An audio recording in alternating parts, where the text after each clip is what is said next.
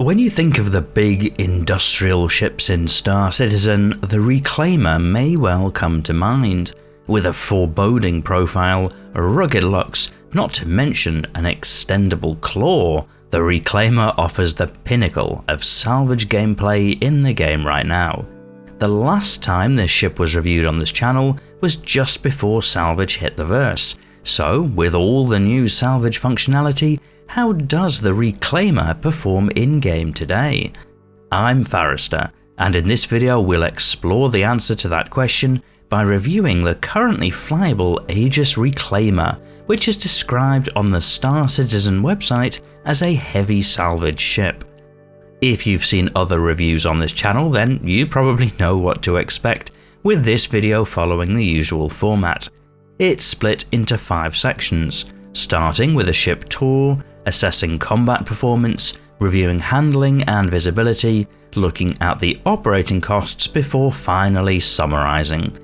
As always, I've included timestamps in the video description in case you want to skip ahead. And if you're one of the many people watching who isn't yet subscribed to the channel, you might consider it so you can be notified of future Star Citizen videos as they go live.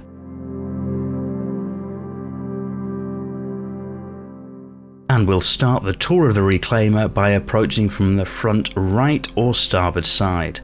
This is a massive ship, so as a reminder, if you're more interested in the performance of the ship, there are timestamps in the video description to help you skip ahead. That said, it's quite interesting to look through the ship, especially the areas that are perhaps a little off the beaten track that you may not visit so often. The elevator for the personnel takes you up to the bridge. There's really only room for one person on this, and it's a glorified metal box to take you up to the bridge section. There's also an elevator at the rear which we'll cover off later in the tour. You enter into this section which is behind the bridge. There's an engineer station ahead of the shredder, an elevator to the main deck which we'll come back to, and 2 escape pods. Then there are 4 computer stations, 2 are scanning stations and 2 are for remote turret access. There's a ladder which will take you up to the top deck, and then moving towards the front of the ship, we enter to the bridge cockpit area. There's a salvage turret on either side, as well as a seat for the pilot and the claw operator. Moving backwards through the ship, we'll take the elevator to the upper deck.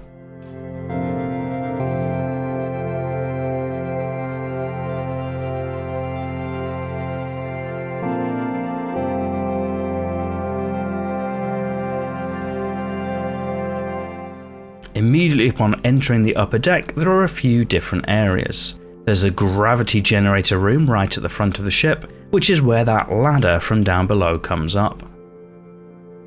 In the centre towards the front of the ship, there's another ladder which takes you even higher up on the Reclaimer, and this takes you to the manned turret on the ship.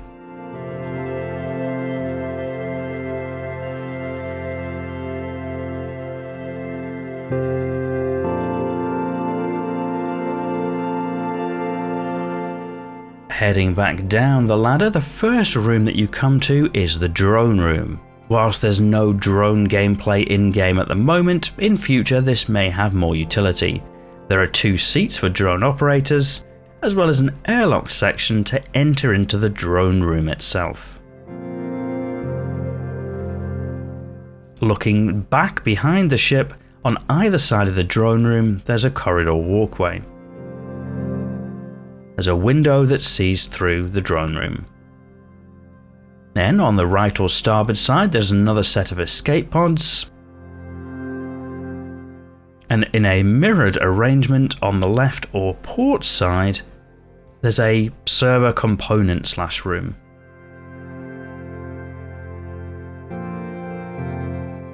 Moving further back through the ship, we enter into the crew area. There's a mess / galley type area, and this is also where the docking collar is aboard. This is access to a docking port on the top of the Reclaimer. For those worried about spoiling their chow, this is an airlocked room.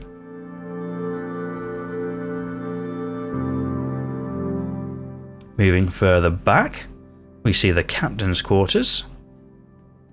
This is on the right or starboard side of the ship, and is a nice window to the outside world. Captain also has an anteroom. There's a bed, as well as bathroom facilities. On the opposite side of the Reclaimer is the crew quarters. There are beds for the crew use,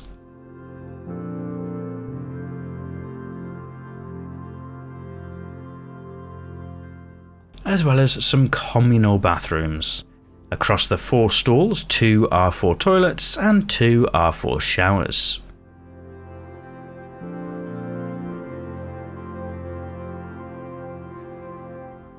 Moving further back through the Reclaimer, we enter into this section. On either side is airlock access. There's storage for suits, as well as multiple airlock doors which eventually lead to the outside of the ship.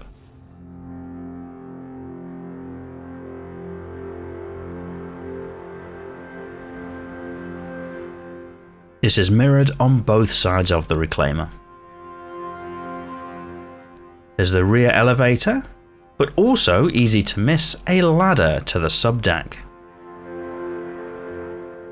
It's all of these little areas that make the Reclaimer feel like it could be something in a popular movie, perhaps. There's some component access, as well as an engineer station, and some sort of reactor looking area. Each of the ladders heads back up to the same place.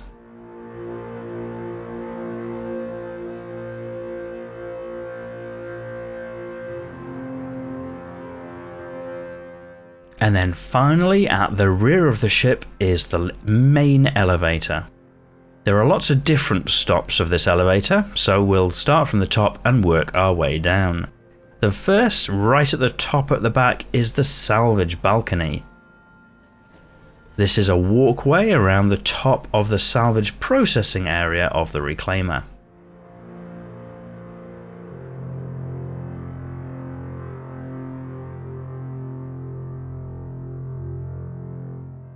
There's not a lot to do up here, but it does provide an interesting view of the salvage processing below.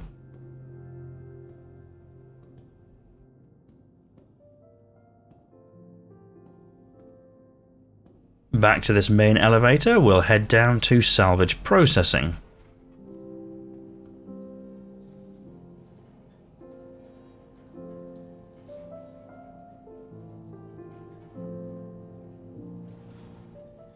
This next stop of salvage processing is where the magic happens.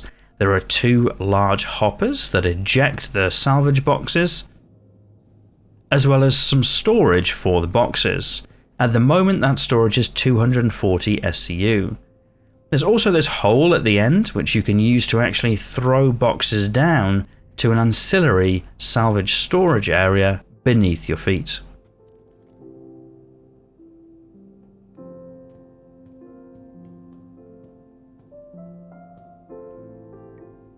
For salvage operations, this is where all of the box moving starts to take place. It is possible to fit some of the larger crates, either 8 SCU or 16 SCU, within this lift itself. Moving down to the next stage below, we'll get to the salvage hold. This is literally just a long room. It is possible to use this room to store some of the cargo crates, although there's no grid or anything like that to attach the crates to, so you're just storing them loose. If you are doing a long trip out in the Reclaimer, using this space is important, and most people would just throw boxes down from the upper deck to the lower deck and then sort them out below. The next stop on the elevator, which is quite a tall elevator when you look all the way up, is the cargo hold. This cargo hold has 180 SCU of storage, and it does have a cargo grid. You can store salvage crates here, or it can be used to store other cargo from the ship or from ships that you're looting. And finally, the cargo elevator can be used to exit the ship completely.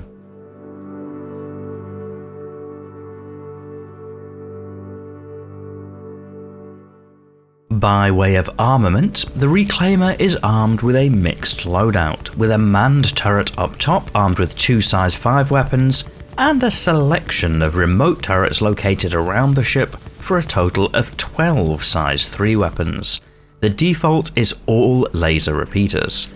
The remote turrets are controlled by 2 turret stations in the control room, although each station only controls a single turret, which is a little awkward to switch between them during a fast-paced combat scenario.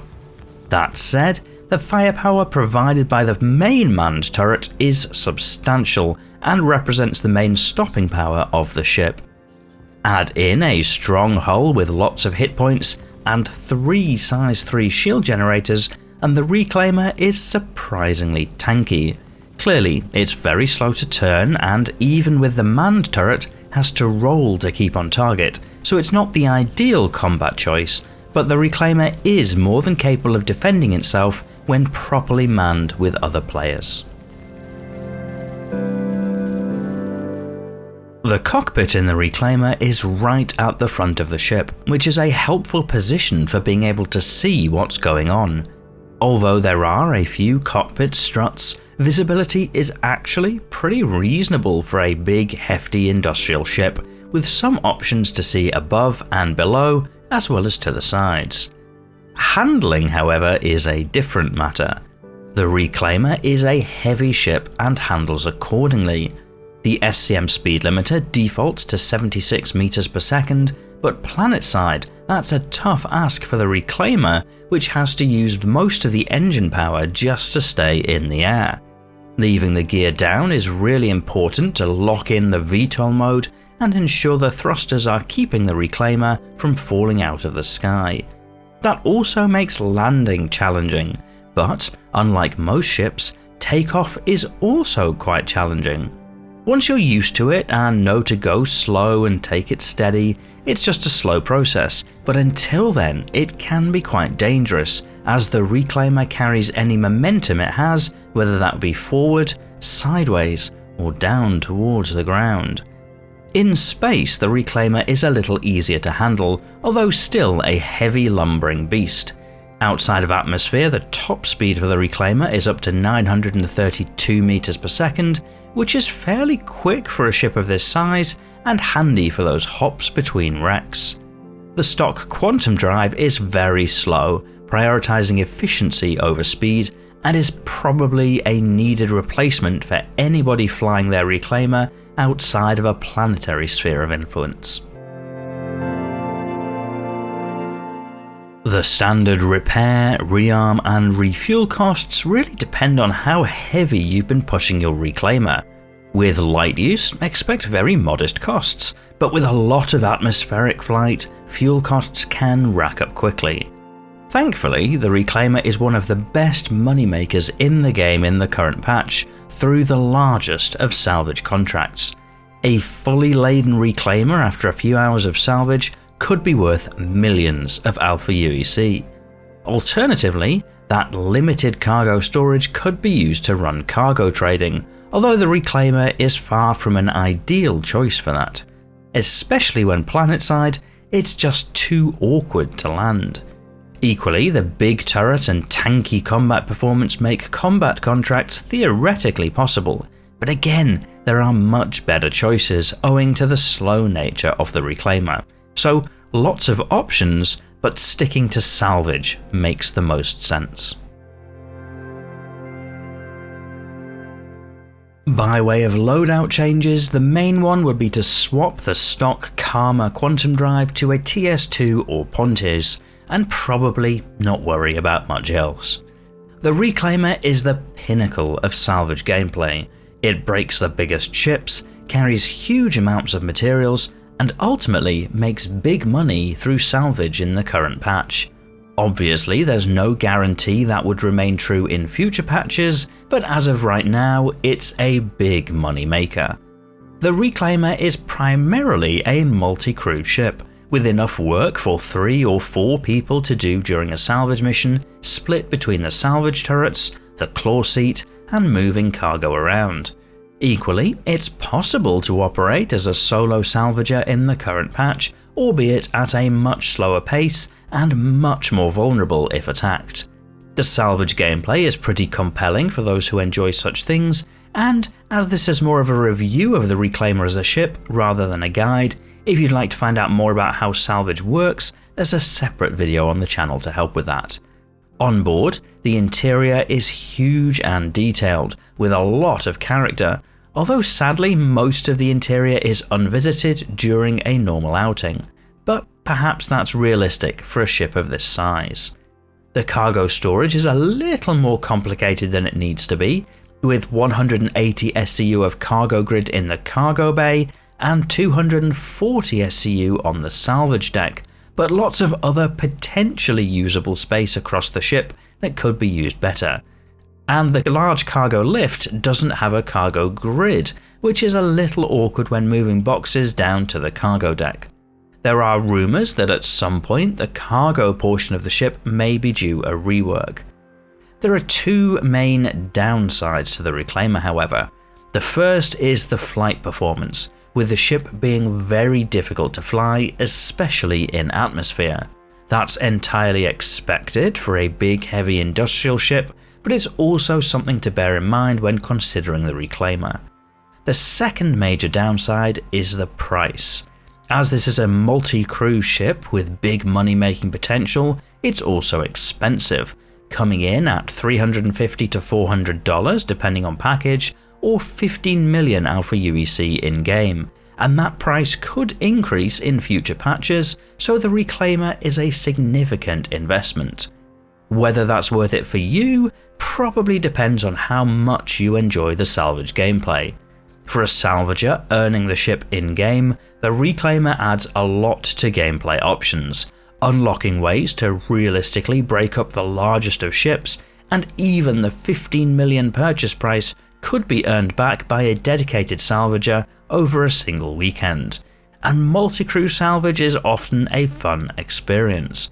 But for those who aren't totally sold on the salvage gameplay loops, clearly the price of the Reclaimer should be a major turn-off. But what do you think about the Reclaimer? I'll be interested to read your thoughts in the video comments. If you enjoyed this video, you might press the like button to help me understand what videos to make more of in future, and if you're not yet subscribed to the channel, you might like to do that too, so that YouTube knows to show you more videos like this in future. But otherwise, and as always, thank you for watching.